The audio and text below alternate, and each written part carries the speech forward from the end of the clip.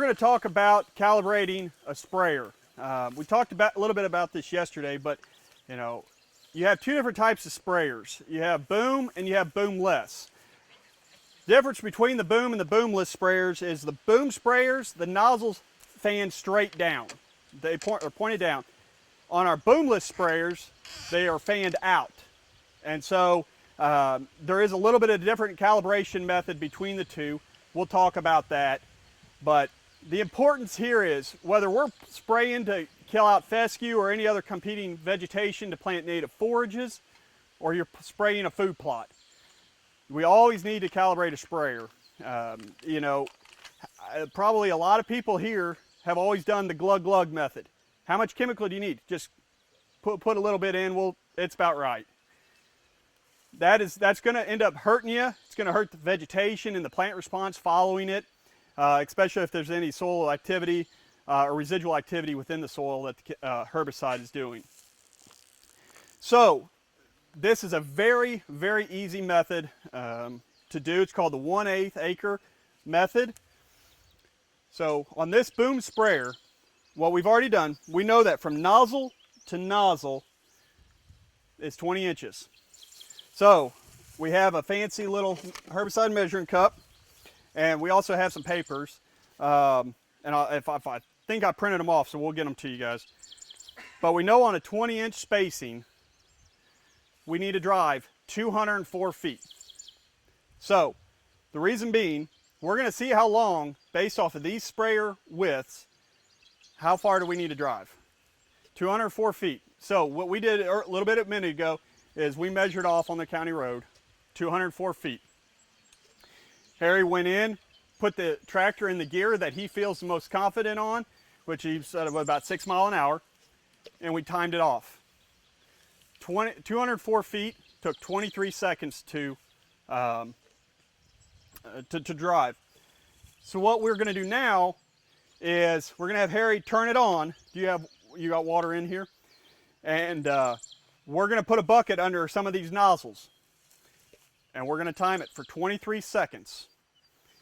And then what we're going to do is we're going to pour it out. So however many ounces each of those nozzles outputted in 23 seconds is equal to how many gallons of output per acre we're sending out. Okay? Now, one thing to note here is whatever rate we get, it may be different how much herbicide and water you're going to need to put in a tank. This tank, I believe, is a bottom. It's siphoned out of the bottom, so it's going to actually take if it's 12 gallons per acre output, you fill it up with 12 gallons, and you're going to end up right there at the bottom. If it's an ATV sprayer, where your output is or your intake is about 2 inches above the bottom of the tank, you're actually going to need to fill to that before it starts, before you start measuring your 10 gallons. So what I'm doing here is I am throwing these buckets on some various nozzles so we can get a little bit different. We can get 3 different measurements and we can get them averaged out.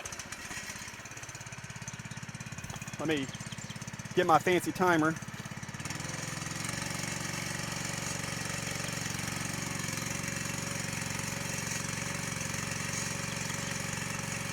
Yep.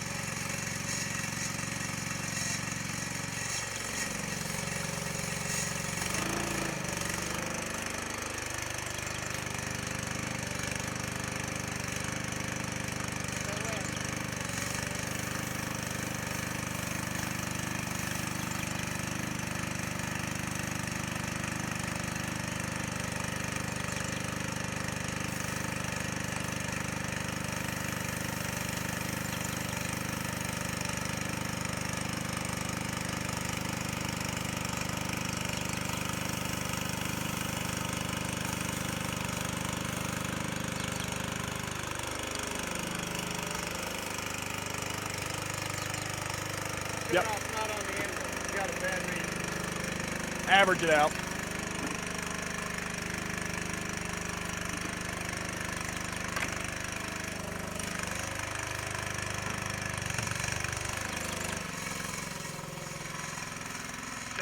Yeah.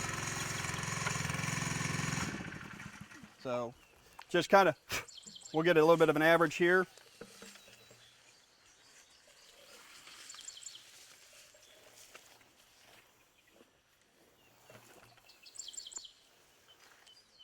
Roughing it out, looks like he's somewhere around maybe just a little bit over 11 ounces. So that's about 11 gallons per acre out of that nozzle.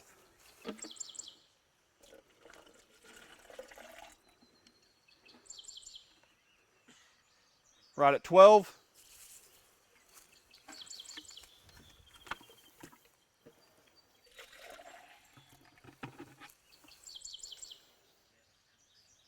There's about 14, which you said that one was off a little bit. So we're going to probably say it's right around 12 gallons per acre output on there. Now, something we did not talk about is something you should be doing probably about once a year, maybe every other year, depending on how much you use it. Also, depending on, are your jets, are they metal tips or are they plastic tips? They're going to wear differently. But what you should be doing is going through and say for 15-20 seconds, putting a bucket under each single nozzle and seeing the output, writing it down. If any of those nozzles from the lowest to the highest is greater than 10% difference, you need to change out that nozzle. That ensures that we have good even coverage all the way across the boom when we're going across the field. The other thing, we know that this is about 12 gallons per acre output right now. What I would recommend is taking a magic marker, writing it down on the tank. What gear did you use? What speed were you going? How many gallons output? Because I can assure you probably within 2 weeks you're going to forget exactly what it was. And what that allows you to do is to know what it is. If this is 12 gallons per output, if your herbicide says it's 2 to 12 ounces for a Mazapic per acre, hey, we're going to go with a 10 ounce per acre. We know if we're going to do 2 acres, we're going to have 24 gallons of water, and we're going to have 24 ounces or 20 ounces of chemical put in there. Now we've calibrated, we know what we're putting down, we're confident in it. It also allows us, if a herbicide is out there that you need to have like a percent solution. You know how many gallons you're going to be putting out there. If you know that you need to have a percentage of going on 12 gallons per acre, you've calibrated. You know what you need to put down and you're accurate in it. Because as with chemical, with misuse of the label, you can happen if you don't measure out correctly, or just simply you're wasting money. I mean, as expensive as chemical is getting, you're just wasting dollars putting it out there if you're not using it correctly. So read the label, follow the label accordingly, and have these measured. It's a very simple project to do.